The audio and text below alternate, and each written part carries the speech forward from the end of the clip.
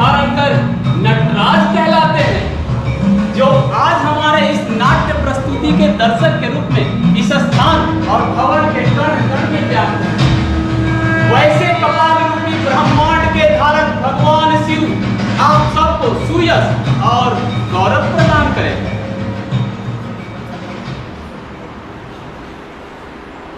अच्छा, तो अब मैं अपनी सुनाता हूं।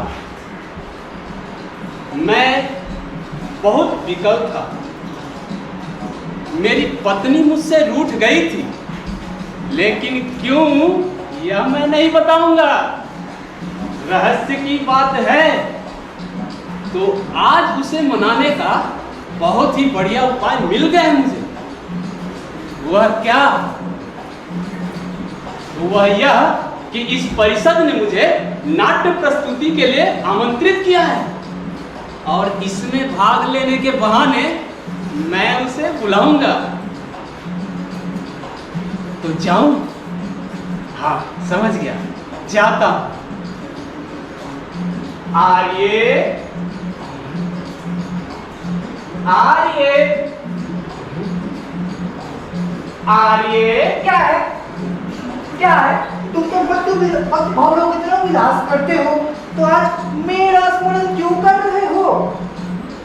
तुमने ठीक कहा, किंतु मैं विलास नहीं, चिंतन मनन करता हूं। मेरी प्राण प्रिय, देखो, इसी चिंतन मनन परिणाम के कारण आज मैं एक प्रहसन प्रस्तुत करने जा रहा हूं। तो जाओ, दिखाओ मुझे। वैसे भी मुझे घर के कार्यों का चिंतन और बर्तनों का मंथन करना है।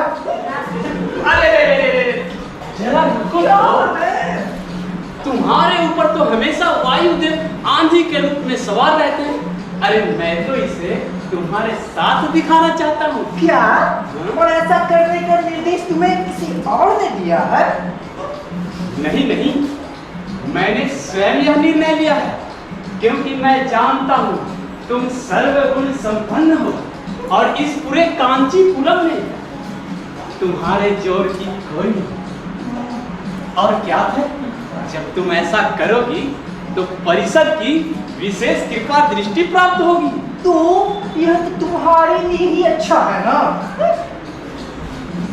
आइए, मैं और तुम अलग हो गया। अभिनय करना तुम्हें पसंद नहीं? बोलो बोलो आइए। पसंद तो है। तो अपने अभिनय से इस पूरे परिषद को प्रसन्न करो, वो तुम्हें वांछित पुरस्कार देंगे। हाँ। यदि ऐसा है तो समझो मैंने मान्य पुरुषों की सभा से प्रशंसा अर्जित कर ली। अवश्य, तुमने अवश्य ही अर्जित कर लिया। तुम्हारे इसके लिए मैं आपको कौन सा पुरस्कार दूं? मुझे पुरस्कार की आवश्यकता नहीं प्रिय। तुम्हारे जैसे चंद्रमुखी को पाने के बाद और कौन सी पुरस्कार मांगने लायक बची? देख, रोमांच के कारण गालों पर रेखा खींच जाने से, मुस्कुराहट रूपी किरणों के आविर्भाव से एवं टेढ़े भाव वाले सुंदर चेहरे के सिवा और क्या चाहिए मुझे? अच्छा, बहुत हुआ प्रेमला। तो आर्य, इस समय आप कौन सा नाट्य प्रयोग कर रहे हैं? तुमने ही तो कहा था मैं मत्त होकर विलास करता हूँ, तो क्यों ना आज मत्त विलास प्रहसन प्रस्तुत किया जाए? अरे, वो तो क्रोध ने अभिप्राय के अनुरूप मुझे यह करने को विवश कर दिया था। अच्छा, कोई नहीं। तो आर्य, वह कवि कौन है जो इस कृति के माध्यम से प्रसिद्ध होना चाहता है? तो सुनो आर्य, पल्लव कुल के भूमंडल का कुल पर्वत, जो सब प्रकार की नीति, साम, दाम, दंड, भय, भेद से संपन्न समस्त सामंत मंडल को जीतने वाला, इंद्र के समान सामर्थ्यशाली, लक्ष्मी की महिमा के अनुरूप बड़े बड़े धनी मानियों को भी नीचे दिखाने वाले श्री सिंह विष्णु वर्मन के सुपुत्र षड्वर, काम, क्रोध, लोभ, मोह, मद, माया, मात्सर्य रूपी शत्रुओं से जीतने में तत्पर है। श्री विष्णु वर्मन के सुपुत्र काम, क्रोध, लोभ, माया, पृथ्वी, जल, अग्नि वायु के समान, आकाश के समान शक्तिशाली महेंद्र विक्रम वर्मन के सुपुत्र। ये उन्हीं की कृति है। आर्य, यह तो बड़े ही प्रतापी राजा और साथ ही कला मर्मज्ञ, कलाकार और नाट्य रचयिता भी हैं आर्य। यह सत्य है आर्य। जिस प्रकार श्रेष्ठ गुण युक्त सुक्ति रत्नों के समुद्र में भी अल्प मूल्य की सीपियां बहुमूल्य हो जाती है, उसी प्रकार विशिष्ट सुभाषितों के जानकार राजा महेंद्र के यहाँ निम्न कोटि की सुक्तियां भी अत्यधिक प्रशंसा पाती हैं। तुम आर्य विनम्र कैसा, इतने विलक्षण होने के नाते इस प्रदर्शन को शीघ्रता से प्रदर्शित करना चाहिए आर्य। हाँ हाँ, क्यों नहीं। ये देवसों में, ये देवसों में। अरे यह तो उस कपाली का स्वर है। लगता है मत होकर अपनी किसी प्रेयसी के संग विलास भ्रमण पर निकला है। युवतियों का सखा कपाली ही हुआ करता है। और वो भी क्यों ना, मदिरा के रूप में धन जो उस कपाली के पास है वही तो आकर्षण का मूल कारण है।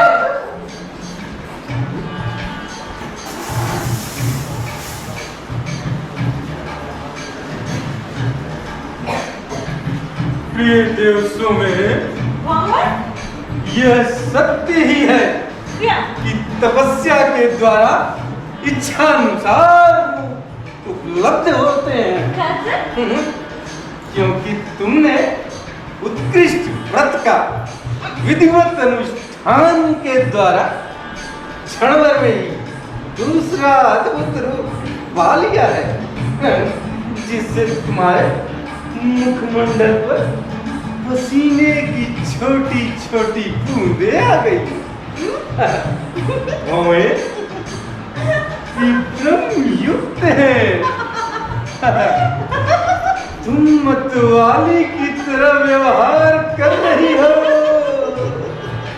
बिना कारण हंसी जा रही हो और वाणी अस्पष्ट है।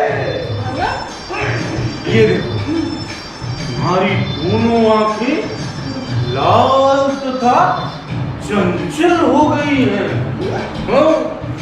और ये नेत्र के दोनों कोर भी अलसाए हैं। तुम्हारे केस कंधे तक आ गए। और ये देखो, फूलमालाओं की गांठ भी ढीली पड़ गई है। भगवान, आप मुझे मतवाली की तरह कहते हो? तुम क्या कहती हो? मैं कुछ नहीं कहती। तो फिर क्या मैं ही मतवाला हूँ? भगवान, सारी पृथ्वी घूम रही है, बस घूम रही है। लगता है सामने मैं बस गिरने वाली हूँ। भगवान, मुझे संभालिए भगवान।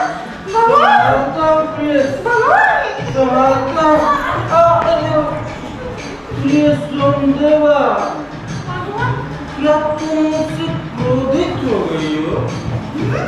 मैं सहारा देने के लिए तुम्हारे पास जाता हूँ और तुम मुझसे दूर होती जा रही हो। भगवान, ये सोमदेवा कौन है?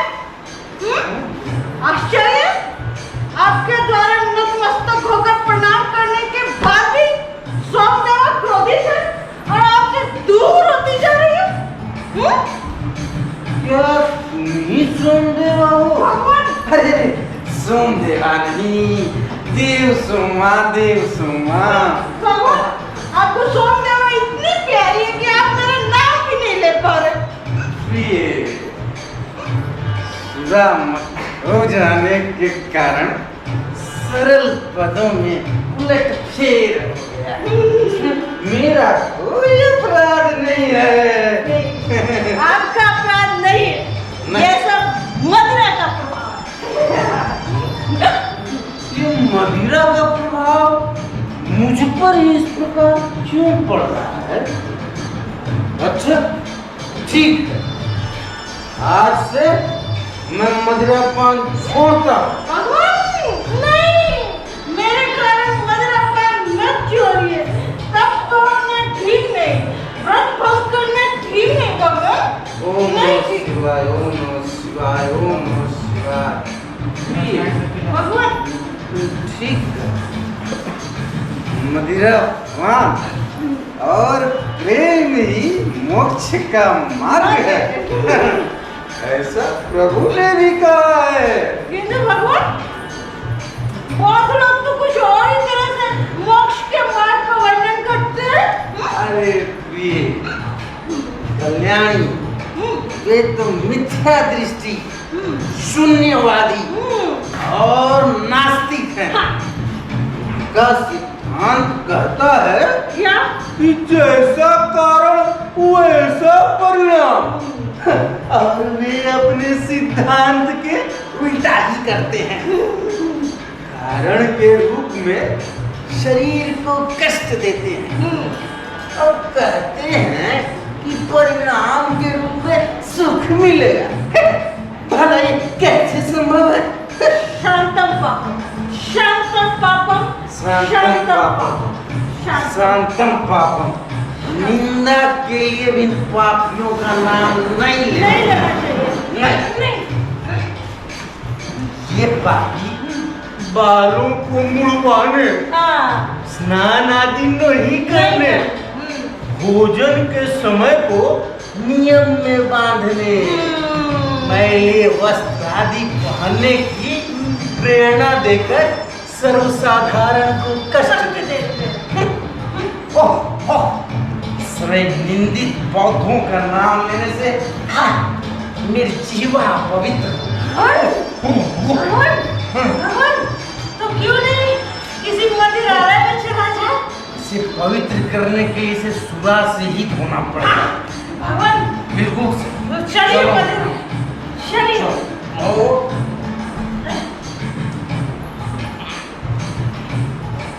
चलो भगवान चलो, चलो। ये मदिरालय इधर, चलो।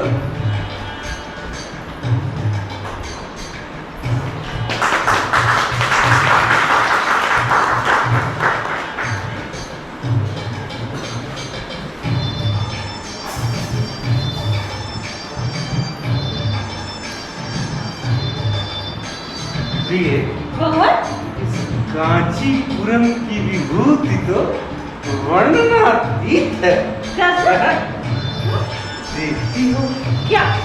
नगर के ऊंचे ऊंचे महलों के शिखरों पर कैसे मेघ मंडरा रहे हैं। मेघों की गर्जन मृदंग की ध्वनि के समान प्रतीत हो रही है। वो देखो, क्या? पुष्पमालाओं की हार। इस पथ पर ऐसा अनुभव होता है जैसे सदैव ही वसंत ऋतु की सुरभि छाई रहती है। हाँ, भगवान आपने सही कहा। ये देखो, क्या? अपने मन भावन पुष्पमालाओं को खरीदने के लिए नगर की श्रेष्ठ सुंदरियों की करधनी की झनक सुनकर मानो प्रतीत होता है चतुर्दिक मदन का विजय घोष हो रहा है। भगवान आपने बिल्कुल सही कहा।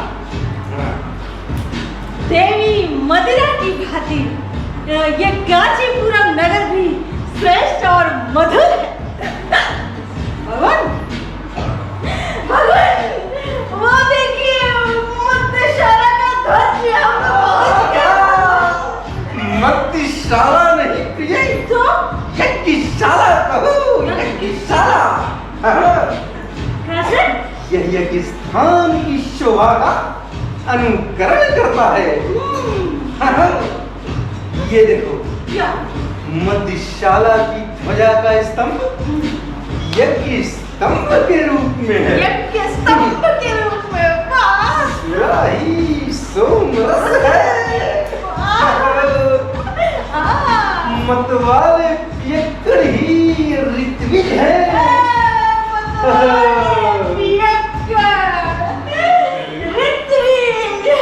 सुरापान का पात्र ही चमस का काम करता है। चमस का काम करता और इन है। पियक्कड़ों का प्रलाप ही यजुर्वेद है।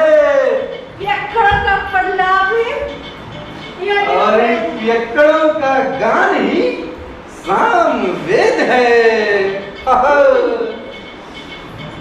अब प्रिय, भगवान ये देखो, ये उदंग ही आहुति की श्रुवा है। और तीन की बूटी अग्निदेव है। हाँ। What? प्रिय, भगवान क्या यहाँ भी हमें भिक्षा के रूप में शिवांश मिलेगा? ये तो बहुत थोड़ा होता है भगवान। अहो, मत विलासों का नृत्य तो देखने लायक है। देखो, मृदंग की स्वर लहरियों पर इस प्रकार वह अपने अंगों को लहरा रही है। भगवान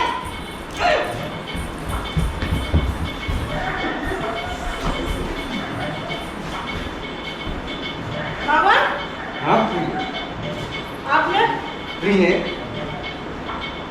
शिव के नेत्र से आग से कामदेव की जल जाने की बात झूठी है। तो क्या हुआ था? वह जल नहीं गया था, तो वह गल गया था। गल गया था? गल के तेल बन गया था। तेल बन गया था? जो आज भी प्रेमियों के हृदय में जलता और मतवाला बना देता है। आपने बिल्कुल सही कहा भगवान। संसार का कल्याण करने वाले लोकनाथ शिव संसार का विनाश नहीं कर नहीं।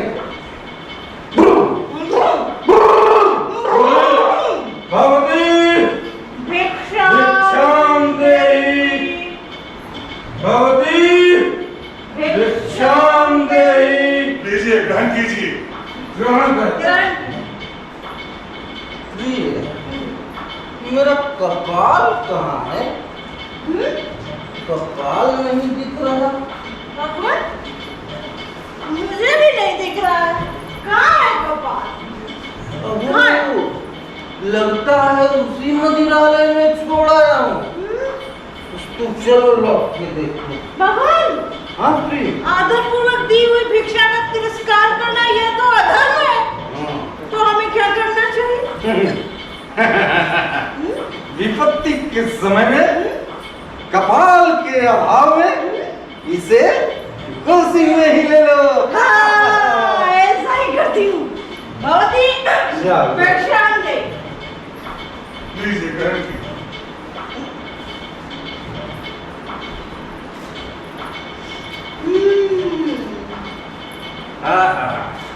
भगवान आनंद है। चलिए हम चलो। मदिरालय चलते हैं। कपाल चलो। ढूंढते हैं।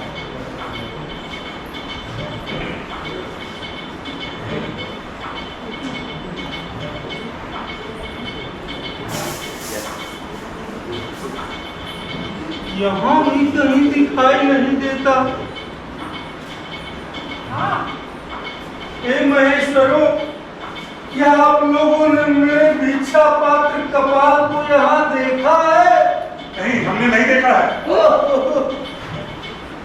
हे महेश्वरों, क्या आप लोगों ने मेरे भिक्षा पात्र कपाल को देखा है?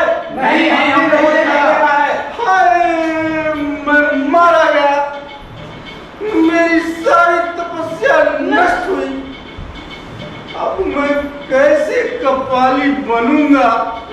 कैसे बने? हाय, महादुख है।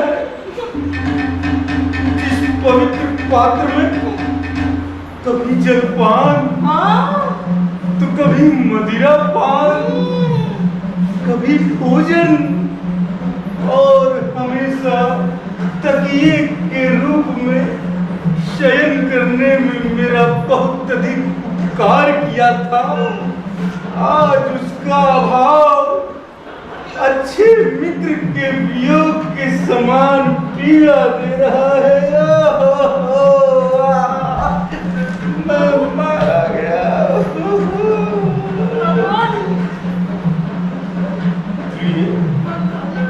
किंतु वह कपाल तो चिन्ह के रूप में था। हाँ। फिर भी कपाली के पास कपाल न हो तो क्या लोग उसे कपाली कहेंगे? नहीं। भगवान कपाल किसने ले लिया? कपाल में सुई मांस लगा हुआ था। तब मैं अनुमान करता हूँ कि उसे किसी भिक्षु या कुत्ते ने खा लिया होगा। भगवान तो उस कपाल को खोजने के लिए हम पूरे कांचीपुरम में घूमें। चलो चलिए भगवान, चलो चलिए। चलो।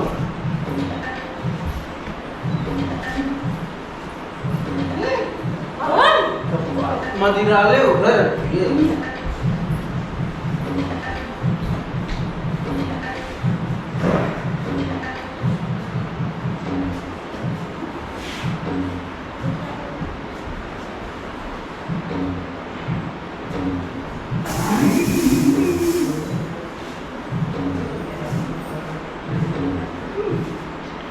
सबको रहने योग्य घर बनवाकर दान देने वाला उपासक सेठ धनदास की महिमा अद्भुत है।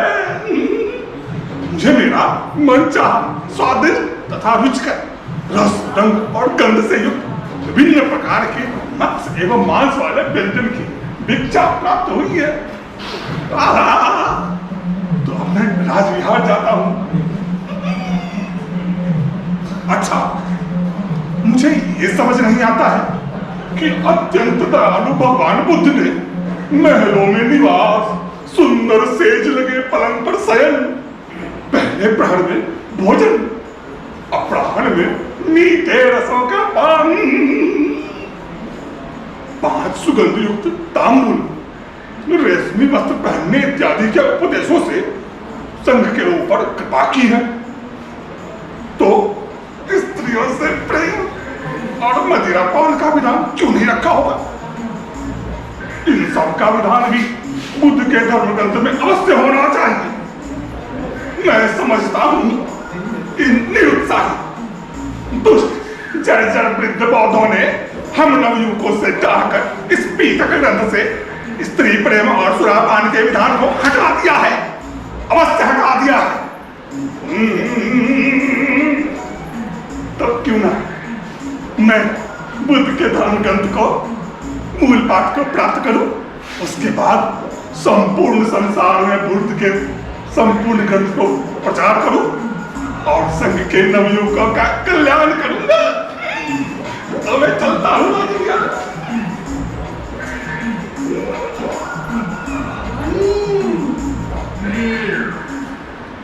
देखिए, भद्र लोगों के आने जाने वाले इस राजमार्ग पर यह लाल वस्त्रधारी पुरुष अपने सभी अंगों को सिकोड़ कर इधर देखता हुआ जल्दी जल्दी जा रहा है प्रभु। शाही है और इसके हाथ में वस्त्र के नीचे स्त्री के पीछे छिपी हुई कोई चीज भी मालूम पड़ती है। तो चलकर इसकी जांच पड़ताल करनी चाहिए। चल। भिक्षु रुको। कौन पुकारता है मुझे? अरे ये तो एक आमवासी दुष्ट कपालिक है। अस्तु, मदिरा के नशे में रहने वाला इस कपालिक के पास नहीं जाऊंगा। अरे धूल, अब कहाँ जाओगे?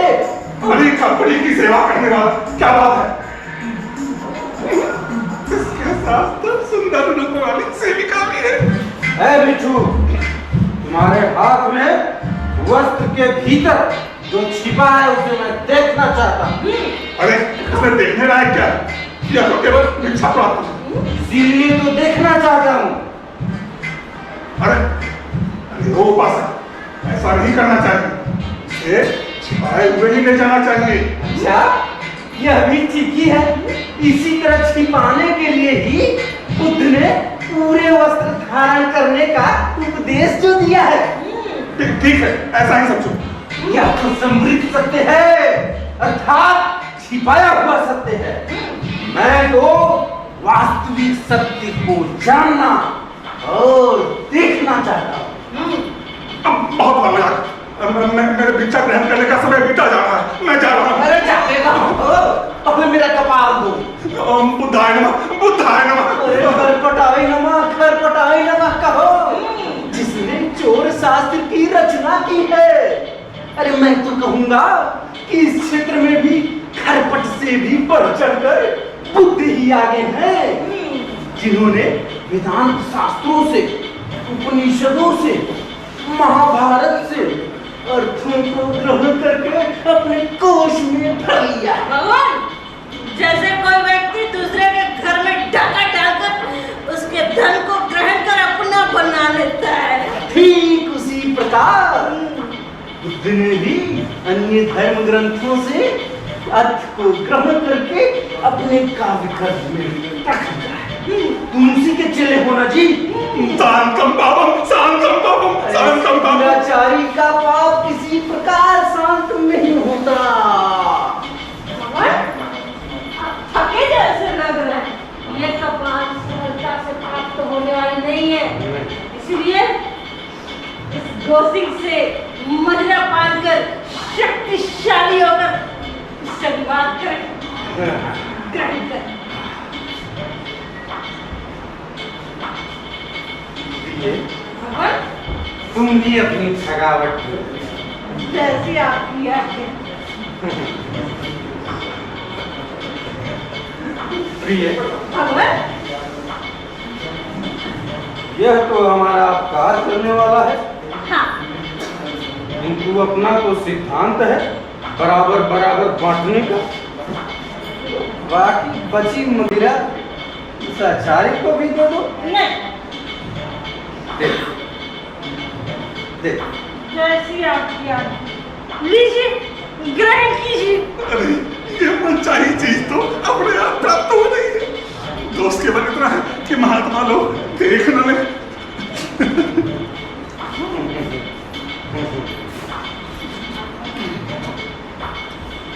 देवी, हमारे में ऐसा नहीं होता। दुष्ट, तुम नष्ट हो जाओ। तुम्हारे भाग्य में यह है ही नहीं। भगवान, इसके मुख में भर आया है पानी, किंतु है वर्ष बोल रहा है उल्टी गाड़ी। अरे तुझे अभी मुझ पर दया नहीं आ रही है? यदि दया ही आ गई तो मैं वितरागी कैसे होऊंगा? कैसे? अरे राग द्वेष से रहित व्यक्ति को भी दयालु होना चाहिए। मेरा कपाल दे दो, मैं शांत हो जाऊंगा। अरे तुम्हारा अपना क्या है? कपाल। अरे कैसा कपाल! कैसा कपाल? यह भी ठीक ही है। पृथ्वी, समुद्र, पर्वत जैसे बड़े बड़े प्रत्यक्ष पदार्थों को भी नहीं मानने वाले शून्यवादी बुद्ध के अनुयायी तुम भला इस छोटे से कपाल को क्यों नहीं छिपा लोगे? क्यों नहीं छिपा लोगे? बुद्धाय नमः, बुद्धाय नमः। शांतम पापम, शांतम पापम। भगवान, हाँ प्रिय, सरलता से कपाल नहीं देगा, इसके हाथ से छीन कर ले चले। चले। बिच्छू, कपाल दो। कपाल दो। अरे तुम मैं गिर गया, मैं गिर गया। गिर गए?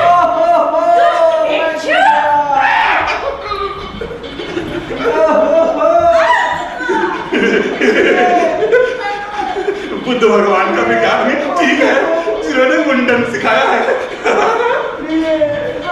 देवी, देवी, उठो देवी। नगर वासियों देखो, सब लोग देखो, यह दुष्ट भिक्षु नागसेन मेरी प्रियतमा का हाथ पकड़कर प्रणय निवेदन कर रहा है। देखो, सब लोग देखो। हे उपासक, ऐसा नहीं है। अच्छा। हमारा तो धर्म ही है आपत्ति में पड़े लोगों पर दया करना। अच्छा, तो पहले तो मैं गिरा हूं, तुम्हें पहले मुझे उठाना चाहिए था, किंतु तुमने ऐसा नहीं किया। नहीं किया, नहीं किया। क्या यह भी बुद्धि का ही धर्म है? रुको, अभी तुम्हें बताता हूं। अब तेरे सिर का कपाल ही मेरा भिक्षा पात्र होगा।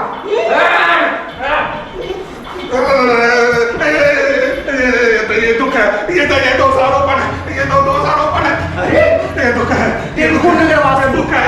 ये दुष्ट भिक्षु नाम से मेरे भिक्षा पात्र कपाल को लेकर स्वयं चिल्लाता है। अच्छा, मैं भी चिल्लाऊंगा। अब्रह्मण्यम, अब्रह्मण्यम,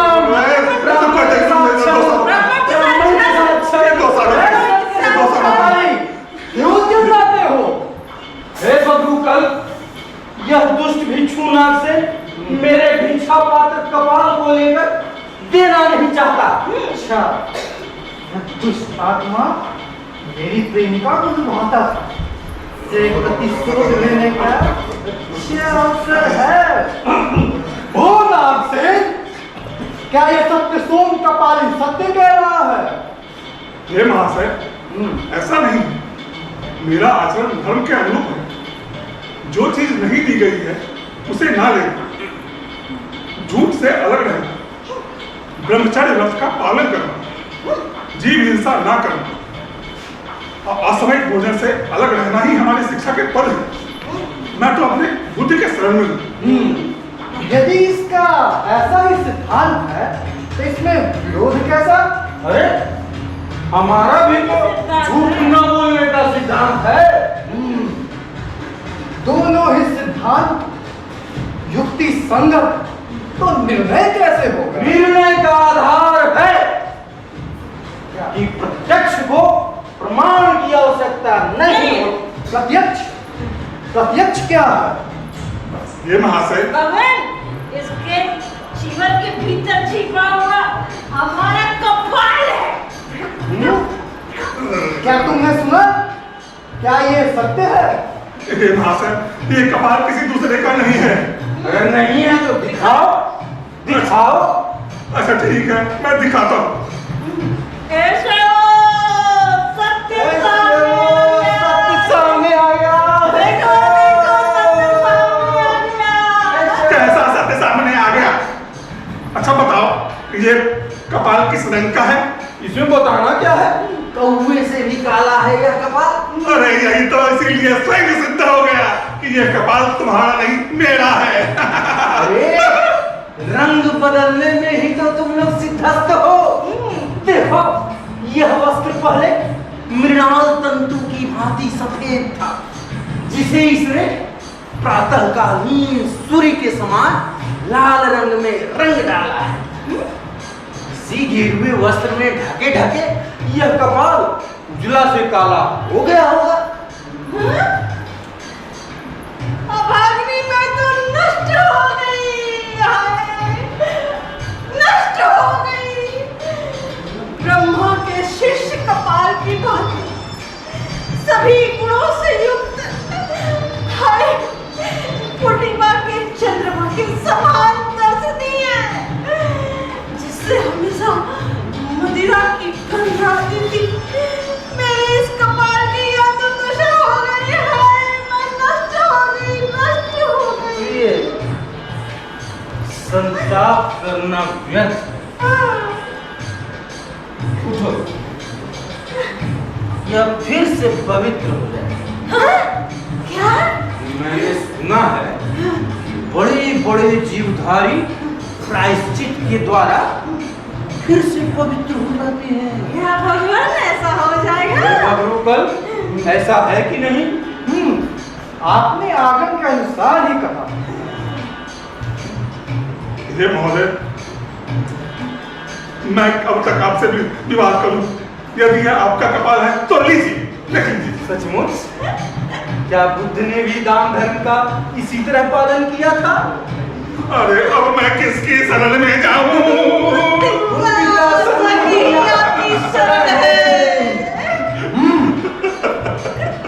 मैं इस व्यवहार का निपटारा नहीं कर सकता, इसलिए हम लोग न्यायालय जाएंगे। तब तो इस कपाल को नमस्कार, मुझे नहीं चाहिए। क्या अभिप्राय है तुम्हारा? भगवान, ये बौद्ध क्यों? अनेक विहारों, बौद्ध भिक्षुओं से बहुत सारा धन प्राप्त करता है। यह तो न्यायालय के कर्मचारियों का मुख घूस देकर बंद कर देगा, किंतु हम तो दरिद्र कपाली की परिचारिकाएं, हमारे पास इतना धन कहाँ है कि हम न्यायालय में कदम रख सके। नहीं, ऐसा नहीं है। उच्च कुलीन साधुओं के द्वारा न्याय ठीक उसी तरह धारण किया जाता है जिस तरह स्तंभों के द्वारा बड़े बड़े महल। इसलिए भय की कोई आवश्यकता नहीं। हम लोग न्यायालय चलेंगे। न्यायी व्यक्ति को कहीं से भी भय नहीं, चलो। बहुत अच्छा। हे भगवान, तो आप ही आगे चले। आप भी चलिए महाराज, चलिए।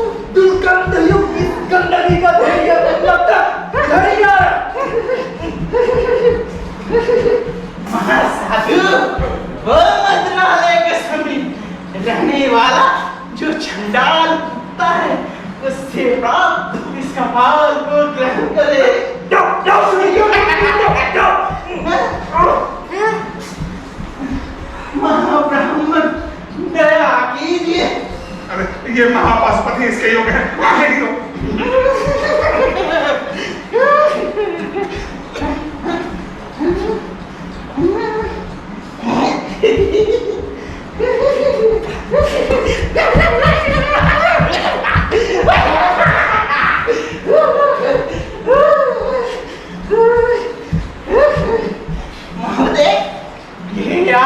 आपके लिए अंजलि है। भगवान, ये तो हमारा ही कपाल है। हाँ, भगवान की कृपा से आज मैं पूरा कमाल वाला ये जम का दूध तो मेरी जीविका का हरण कर रहा है। आप लोग पकड़िए इसे। तुम लोग मुझे क्यों रोक रहे हो? मेरा कपाल लाओ। मूर्ख, क्या ये तुम्हें नहीं दिख रहा? यह सोने का बर्तन है। ऐसे सोने का किसने बनाया है? मैं इसे सोने का बर्तन इसलिए कहता हूँ क्योंकि इसे सुनार के साले ने बनाया है, जो कि सुनहरे वस्त्र पहनता है। अरे इसे क्या कहते हैं? सोने का बर्तन। क्या यह उन्मत्तक है? मत तक सब बार बार सुनता। ऐसा करो, तुम इसे रख लो और मुझे दिखा कि मत्तक कैसा होता है। मत्तक इसने दीवार के पीछे ले चल। ओह आश्चर्य, मैं शत्रु की सहायता से प्रसन्न हूँ। मैंने बहुत दिनों तक कठिन तपस्या की थी। भगवान शिव में मेरी भक्ति है। यह उन्मत्तक तो आंखों से ओझल हो गया, किंतु हे मेरे कुशली कपाल, आज तुम दिखाई दे रहे हो। महाराज, चंद्रमा के साथ आए हुए संध्या कालीन समय के साथ आपको देखती हुई मेरी आंखें प्रफुल्लित हो रही है। सौभाग्यवश आपकी समस्या सुलझ गई। ये आप ही की कृपा से हुआ। ये सत्य है कि निरपराध को भय नहीं, क्योंकि ये भिक्षु सिंह के मुंह से छुड़वाया आया है। तुम दोनों का पहला विरोधपूर्ण संबंध किरातवेश्वरधारी भगवान शंकर और अर्जुन के भांति सदैव परस्पर प्रेम को बढ़ावा देने वाला हो। अतः अब मैं चलता हूँ। मुझे भगवान शिव की संध्याकालीन पूजन हेतु जाना है। कल्याण भव। हे भिक्षुनाथ सिंह, मैंने आपके प्रति अपराध किया, मुझे क्षमा कहिए, मैं आपकी क्या उपकार कर सकता हूँ? आप मेरे ऊपर प्रसन्न हैं, मुझे और क्या चाहिए? ठीक है, मैं चलता हूँ। दर्शन दीजिएगा। अवश्य, ऐसा ही होगा। ठीक। ये सोमदेवा, भगवान, चलो चले। भगवान, कांचीपुरम की किसी मदिरालय में चले। हाँ, चलो। चलिए। चलिए।